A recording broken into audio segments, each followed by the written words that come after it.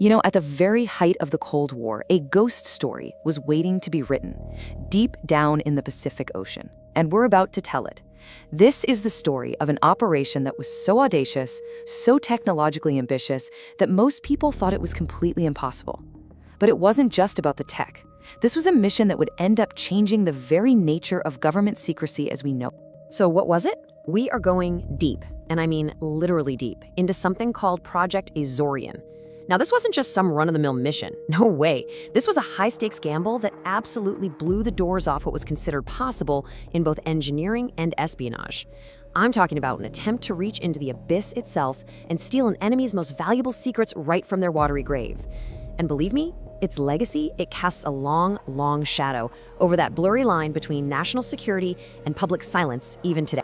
So get this, the Navy's own chief scientist, Dr. John Pena Craven, called the CIA's plan, and I'm quoting here, a lame-brained project put together by a bunch of land-based engineers who couldn't tell the seabed from a flower bed.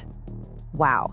I mean, just imagine proposing a plan so out there that the top expert in the entire field just dismisses it with total contempt. This wasn't some random critic. This was the heart of the establishment saying, you guys are crazy. And that really captures the sheer disbelief that greeted the CIA's proposal, a plan that was born from this perfect storm, a catastrophic failure for one superpower and a golden opportunity for another. All right, so let's set the stage. The year is 1968. The world is just this chessboard of simmering tension, right? Especially beneath the waves. You've got these silent hunters, American and Soviet subs, constantly stalking each other in the dark. And then, one day, out in the middle of the vast Pacific Ocean, a Soviet submarine, the K-129. It just vanishes. Poof! It just drops right off the map. No distress call, no warning, nothing.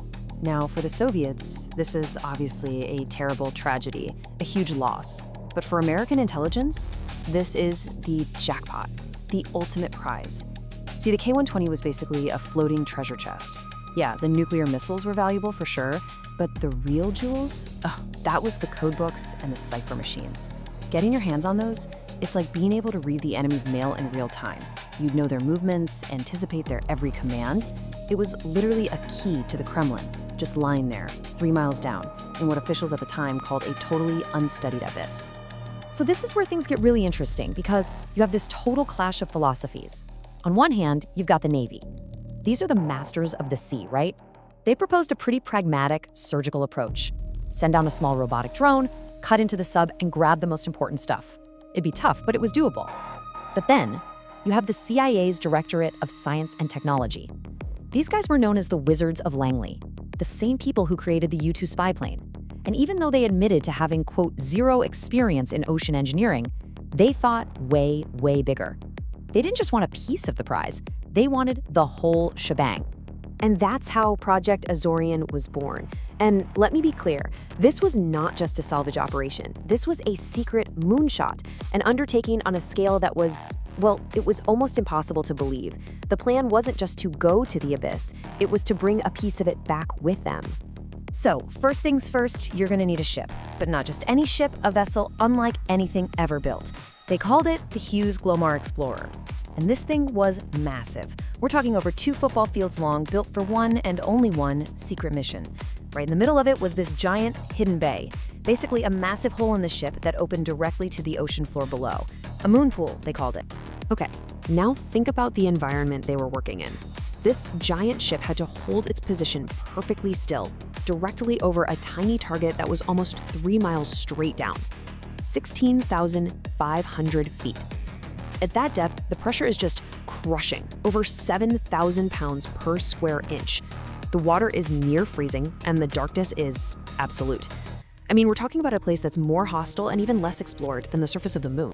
And what were they trying to lift? The target was a chunk of that Soviet sub, weighing an estimated 4 million pounds, 2,000 tons. To do that, they needed what they called a capture vehicle, basically a colossal mechanical claw the size of a building.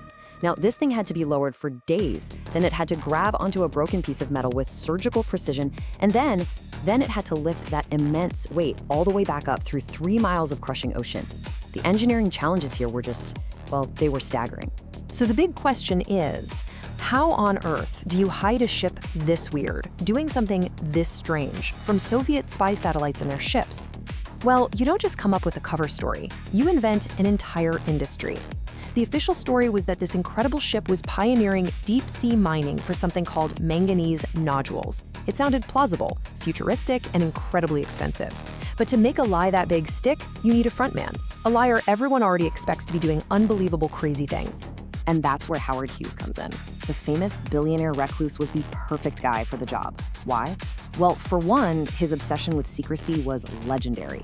Plus, his reputation for being, well, eccentric meant that some bizarre, money-burning project like deep-sea mining seemed totally in character for him. And here's the crucial part. His company was privately owned.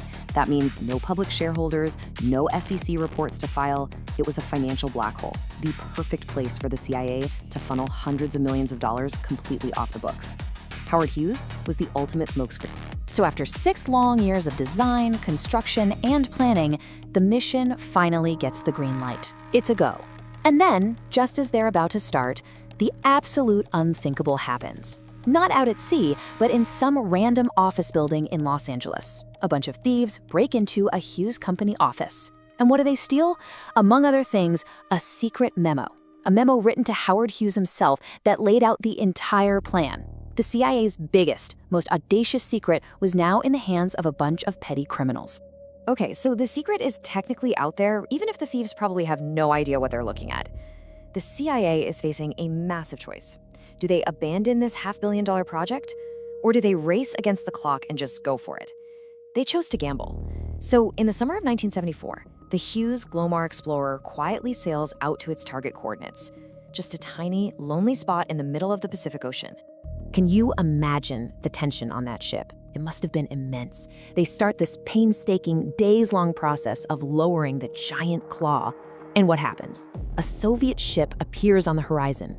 It starts circling them, hailing them on the radio, wanting to know what in the world they're doing out there.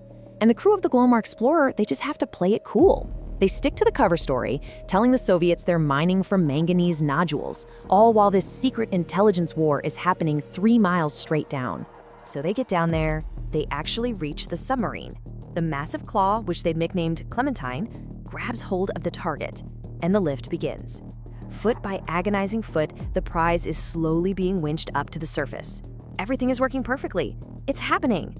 And then, about a mile up from the ocean floor, a terrible sound shudders through the entire ship. A catastrophic mechanical failure. Several of the claw's huge, heavy steel tines just... And just like that, 2/3 of their prize, the most valuable section, the one with the code room and the missiles, it tears away and plunges back down into the abyss.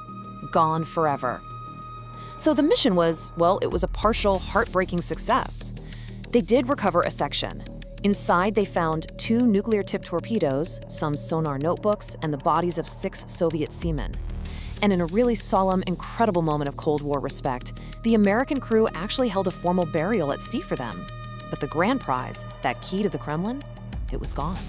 Okay, so fast forward to early 1975. The story, finally pieced together from that stolen memo, breaks in the Los Angeles Times, and all hell breaks loose. The media frenzy exposes the entire operation to the world. But the fallout from this, it would create something way more lasting than just the mission itself. It created a brand new weapon in the government's arsenal of secrecy. As you can imagine, reporters immediately flooded the government with Freedom of Information Act requests. They wanted details, official confirmation, everything. And the CIA was totally cornered. Think about it. If they confirmed the project existed, they'd be revealing classified secrets. If they denied it, they'd be lying to the public. So what do? Well, their lawyers came up with a third option. A truly brilliant and honestly kind of chilling piece of legal engineering. The agency's official response was this: we can neither confirm nor deny the existence of the information you have requested. And that, my friends, became known as the Glomar Response, named after the ship itself. Now, this is so much more powerful than just saying no, because the argument is that the very act of acknowledging that the records even exist would, by itself, reveal a secret. It basically allows the government to draw a complete blank, to build this impenetrable wall around a topic. And it's a tool that's now used all the time by agencies at every level of government. And that really brings us to the true, lasting legacy of Project Azorian. You see, it's so much more than just a cool story about spies and submarines and giant claws. It's the origin story for a legal tool that completely reshaped the landscape of public information. And it really makes you wonder, doesn't it? If an operation of this magnitude was the cover story, what other secrets are still hidden away? What other truths remain forever behind that wall of neither confirm nor deny?